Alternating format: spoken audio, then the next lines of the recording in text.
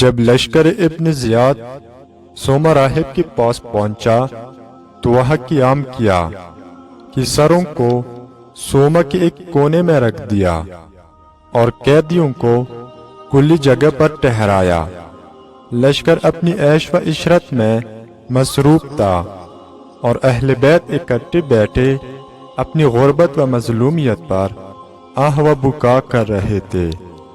ابو مخنف نے لکھا ہے، جب تاریکی چھا گئی تو راہب نے سنا کہ تسبیح و تقدیس کی آواز آ رہی ہے جو گرج کی طرح جوش مار رہی ہے، اور ایک نور پیدا ہوا جس نے عالم کو روشن کر دیا، اور اس نور سے اس کے کلیسا میں بھی روشنی ہو گئی۔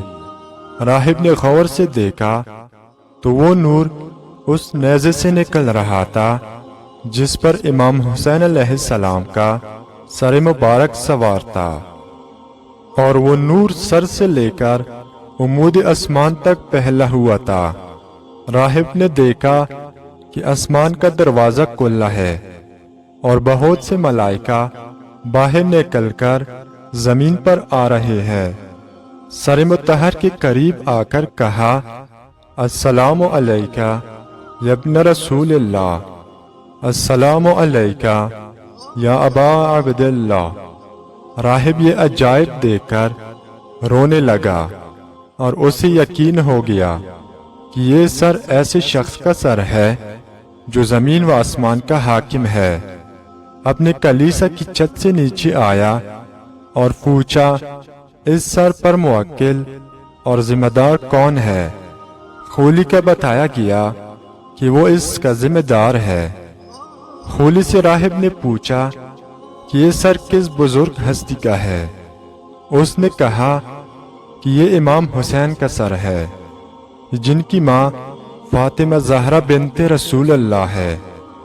راہب نے کہا، ہائے افسوس تم پر، فرزند پیغمبر کو قتل کر دیا گیا ہے، اور ایک بدبخت غیر نجیب ابن زیاد اور یزید کی اطاعت میں ہو۔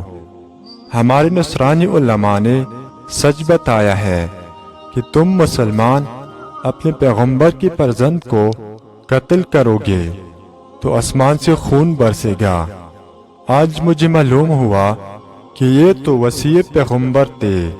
اب میری گزارش ہے کہ یہ سر مجھے دے دو، اور جب جانے لگو تو واپس کر دوں گا۔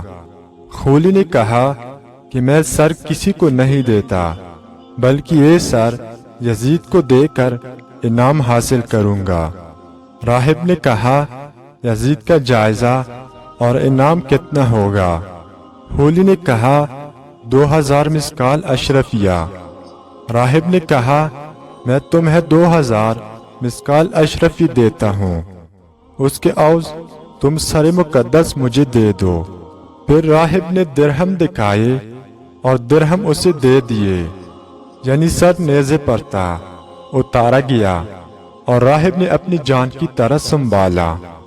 وہ بوسے بھی دیتا تھا اور روتا بھی تھا، اور یہی نہیں کرتا، اے فرزند پیغمبر، خدا کی قسم اس حالت میں آپ کو دیکھنا مجھ پر بہت گران ہے۔ کاش میں آپ پر جان قربان کر دیتا۔ اے مولا، جب نانا سے ملاقات ہو تو میرے اخلاص کو وہاں بیان کرنا اور میری مسلمانی کی گواہی دینا۔ پھر سر ان ملعونوں کو واپس کر دیا اور خود روتا ہوا اپنے کلیسا میں چلا گیا۔ راہب کے چلے جانے کے بعد ان ملعونوں نے درہموں کو تقسیم کیا تو ان کے ہاتھوں میں وہ درہم کوئلے بن گئے، اور ان پر لکھا تھا، ابن زیاد کے لشکر کی حیرت زیادہ ہوئی۔ خولی نے کہا، اس معاملے کو اب چھوڑ دو، اس کو ظاہر نہ کرو۔ مزید اس طرح ویڈیو کے لیے ہماری یوٹیوب چینل کو سبسکرائب کریں۔